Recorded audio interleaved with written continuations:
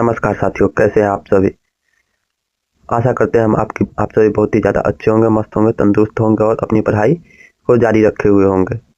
तो साथियों, आज हम बात करने वाले उस महान व्यक्ति के बारे में जिन्होंने अपने मानसिक सुख को पाने के लिए, जी हाँ, सिर्फ मन के शांति को पाने के लिए अपना राजपाट, अपना घर परिवार, हर कुछ को त्याग कर वो एक तपस्वी के जीवन व्यतीत किए।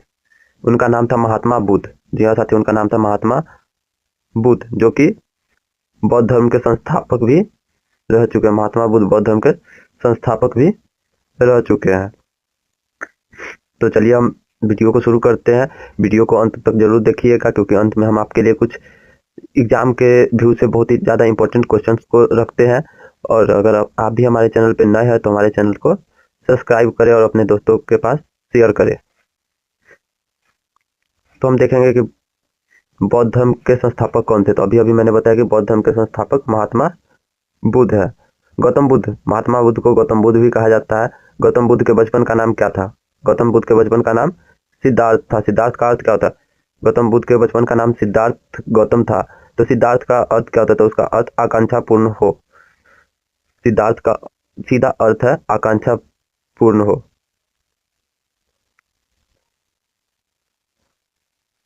उसके बाद सिद्धार्थ गौतम का जन्म कब और कहाँ हुआ था? तो सिद्धार्थ गौतम का जन्म कपिलवस्तु के निकट लुम्बिनी ग्राम में हुआ था। और कब हुआ था? तो 563 ईसा पूर्व में हुआ था। सिद्धार्थ के माता पिता का क्या नाम था? सिद्धार्थ के पिताजी का नाम सुद्योधन था और माता का नाम माया देवी था। सिद्धार्थ गौतम के पिता सुद्योधन गणराज्य के महाराज थे और माता कोलीय वंश की कन्या थी। उसके बाद ये किस वंश के है? तो इनके पिता अगर शाक्य गण के प्रधान थे तो यह शाक्य वंश के ही होंगे। और शाक्य का अर्थ क्या होता है? शाक्य गणराज्य के थे तो शाक्य वंश से थे। तो शाक्य वंश का अर्थ क्या होता है? शाक्य का सर्वशक्तिमान, जिसके पास हर तरह की शक्ति निहित हो उसे सर्वशक्तिमान कहा जाता है। और यह उसी वंश से बिलोंग करते थे। सिद्धार्थ का लालन पालन किसने किया था? उनकी भी माता का मतलब होता है मौसी, जो माँ है लेकिन माँ की तरह है लेकिन माँ नहीं है। प्रभावती देवी ने किया था। उनकी सिद्धार्थ के माता का नाम क्या था? माया देवी था। और उनका लालन पालन करने वाली भी माता जो थी उनका नाम क्या था? प्रभावती था, जो कि उनकी मौसी थी। किस ब्राह्मण ने इनका नामकरण किया? गौतम बुद्ध का नामकरण किस ब्राह्मण ने किया? तो असित नामक ब्राह्मण ने किया था गौतम बुद्ध का नामकरण। असित नामक ब्राह्मण। सिद्धार्थ की शादी किसके साथ हुई थी? तो यशोधरा नाम की एक कन्या के साथ सिद्धार्थ की शादी कर दी गई थी। और इनके पुत्र का नाम राहुल था। राहुल का अर्थ क्या होता है? एक और बंधन उत्पन्न होना। राहुल का अर्थ क्या है? एक और बंधन उत्पन्न होना, यानी कोई नया बंधन बनाना। सिद्धार्थ गौतम बुद्ध के सारथी का नाम क्या होता है? तो सभी दोस्त तो कमेंट में बताएंगे सारथी का अर्थ क्या होता है। तो सिद्धार्थ के सारथी का नाम था छंदक। कितने वर्ष की अवस्था में सिद्धार्थ ने गृह त्याग किया था? 29 वर्ष की अवस्था में सिद्धार्थ ने अपना गृह त्याग किया था। और गौतम साहित्य में बुद्ध के गृह त्याग की घटना को महाविनिष्क्रमण कहा गया था। इनके गृह त्याग की घटना को महाविनिष्क्रमण कहा गया था। उसके बाद है सिद्धार्थ को योग की विधियों की शिक्षा किसने दी थी? औलार कलाम नामक एक गुरु थे, जिन्होंने गौतम बुद्ध को या सिद्धार्थ को योग की विधियों की शिक्षा दी। और गौतम बुद्ध को वेद तथा उपनिषद की शिक्षा किसने दी? तो गौतम बुद्ध को वेद तथा उपनिषद की शिक्षा रुद्रक नामक गुरु ने दी थी। जी हाँ साथियों, रुद्रक नामक गुरु ने इन्हें वेद तथा उपनिषद की शिक्षा दी थी। सिद्धार्थ को ज्ञान की प्राप्ति कहाँ हुई? तो गौतम बुद्ध को ज्ञान की प्राप्ति कहाँ थी? गौतम बुद्ध को गया के निकट बोध गया नामक स्थान में पीपल के वृक्ष के नीचे ज्ञान की प्राप्ति हुई। यह क्वेश्चन बहुत ही ज्यादा आपको पूछा जाता है, तो इसको बहुत ही इंपॉर्टेंट में आप लोग मार्क करके रखेंगे। महात्मा बुद्ध ने सर्वप्रथम कहाँ उपदेश दिया था? सारनाथ में। महात्मा बुद्ध ने बोध गया में ज्ञान प्राप्त कर सबसे पहला उपदेश सारनाथ में दिया था, जिसे धर्म चक्र परिवर्तन के नाम से जाना जाता है। इसे बौद्ध संगति में धर्म चक्र परिवर्तन के नाम से जाना जाता है। शाक्य मुनि के नाम से कौन तो यह शाक्य वंश के युवराज थे, इसलिए इन्हें शाक्य मुनि भी कहा गया। बौद्ध धर्म के मुख्य पंथ कौन थे? मुख्य पंथ महायान और हीनयान थे। बौद्ध धर्म के प्रमुख अंग कौन कौन थे? 3 प्रमुख अंग थे बौद्ध धर्म, बुद्ध, संघ और धम्म। बौद्ध भिक्षुओं के संगठन को क्या कहा गया? बौद्ध संघ कहा गया। बौद्ध धर्म के पूजा स्थल को क्या कहा जाता? चैत्य मंडप।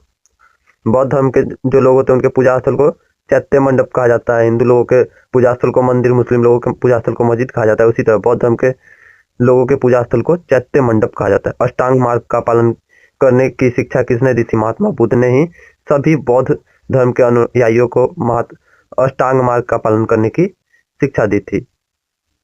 महात्मा बुद्ध ने किस मार्ग को सर्वोपरि बताया? मध्यम मार्ग को सर्वोपरि और आनंददायक बतलाया। महात्मा बुद्ध ने मध्यम वर्ग को सर्वोपरि और आनंददायक बतलाया था। बौद्ध भिक्षु के निवास स्थान को क्या कहा जाता है? विहार। जातक कथा है किसे? जातक कथा है क्या महात्मा बुद्ध के पूर्व जन्मों की काल्पनिक कथा है। यानी महात्मा बुद्ध के इस जन्म से पहले वाले जन्म में वो जन्म की कहानी, काल्पनिक कहानी, वास्तविक कहानी नहीं है दोस्तों, यह काल्पनिक कहानी है, उसे जातक कथा कहा जाता है। महात्मा बुद्ध के धर्मोपदेश किस भाषा में थे? मगधी।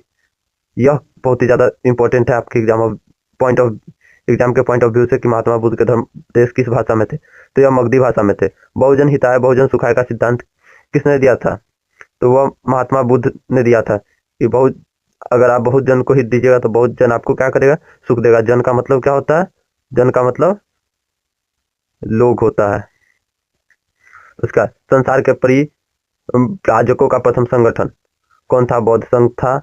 महात्मा बुद्ध की मृत्यु कब और कहाँ हुई थी? महात्मा बुद्ध की मृत्यु 483 ईसा पूर्व में कुशीनगर में हुई थी और इनके अपने ही एक शिष्य चुंद के यहाँ इन्होंने शुक्र माधव भोज्य सामग्री खाई, जिसके बाद इन्हें पीड़ा उत्पन्न हुई और इनकी मृत्यु हो गई। बौद्ध धर्म के सर्वप्रथम अनुयायी बनने वाले कौन थे? तो 2 बंजारे थे।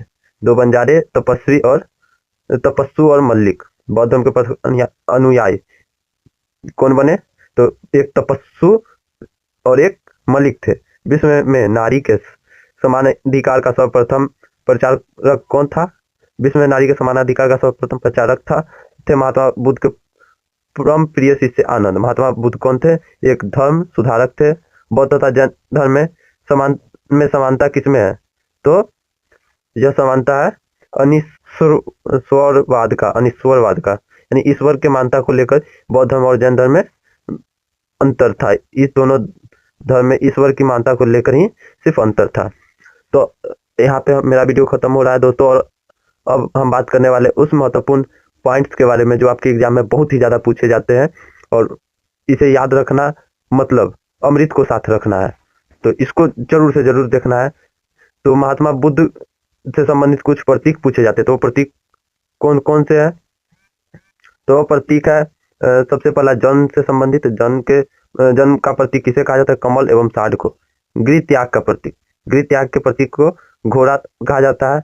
ज्ञान, पीपल बोधि वृक्ष को कहा जाता है। निर्वाण को पद चिन्ह और मृत्यु को स्तूप के चिन्ह के रूप में प्रकट किया जाता है। और यह 5 प्रतीक आपसे बहुत ही ज्यादा क्वेश्चन में पूछे जाते हैं। उसके बाद आता है बौद्ध संगति।